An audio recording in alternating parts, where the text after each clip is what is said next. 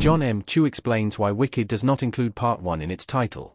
Based on the mega-hit Broadway musical of the same name, the movie version of Wicked was released in theaters on November 22. Despite its 2 hours and 40-minute run time, however, Wicked does not tell the full story but rather stops at the end of the musical's Act 1. Wicked, Part 2 is in development and is set for release on November 21, 2025. Wicked features a leading cast including Cynthia Erivo, Ariana Grande, Jeff Goldblum, Michelle Yeoh, Jonathan Bailey, Ethan Slater, and Marissa Bode. Speaking with Gizmodo, Chu explains why Wicked's title does not include a Part 1 label. Chu begins by mentioning that marketing has its own strategy for all those things. Despite this, the director feels that he was pretty clear that he was making a two-part film, and confident that this was the right decision. As such, he let marketing do their thing to decide how best to sell the film that he was confident in. Chu also explains the difficulty of making the Wicked trailers show different songs from the movie. Check out the full quote from Chu below. What this means for Wicked. Wicked's trailer was clear about its musical status. Chu is right that most savvy audiences would know Wicked is a two-part film, as this point was emphasized in its early publicity. Audiences who have just seen the Wicked trailer, however, would not have a reason to think that Wicked was only the first installment of a two-part musical adaptation. This could risk disappointing some audiences, as Wicked ends on a cliffhanger.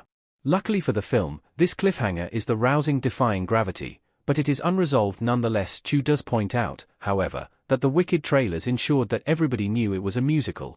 This much has not been the case with the marketing of other recent movie musicals. Both Wonka and Mean Girls included trailers with little to no singing, leaving some audiences surprised to learn that these films were musicals. The decision to emphasize Wicked's songs in the trailer represents a change in this trend for modern movie musicals. Instead of hiding its identity, Wicked's marketing embraced its musical roots. One reason for this alternative publicity strategy is that, for Wicked, its status as a musical is a selling point rather than a detractor. While Wonka and Mean Girls may have wanted to broaden their audiences by obscuring their musical nature, Wicked is such a popular musical anyway, so its musical nature should be highlighted. Not to mention it features Grande, a prominent pop music star, so those who see her in the trailer would expect her to be in a role that involves singing. Our take on Wicked's title. Wicked's marketing team had a lot to think about. Elphaba stands next to her father, Governor Thrope, in Wicked. Though Chu seems confident in his decision to make Wicked into two parts, his statement does not clearly justify why the film was marketed this way. While the publicity trail did not hide the fact that it was in two parts, the title and trailer decision might have been made to make audiences feel like they were getting the full Wicked experience at the theater. What this means for Wicked, Part 2. It will need the subtitle for clarity. Glinda arriving to Shiz by boat in Wicked.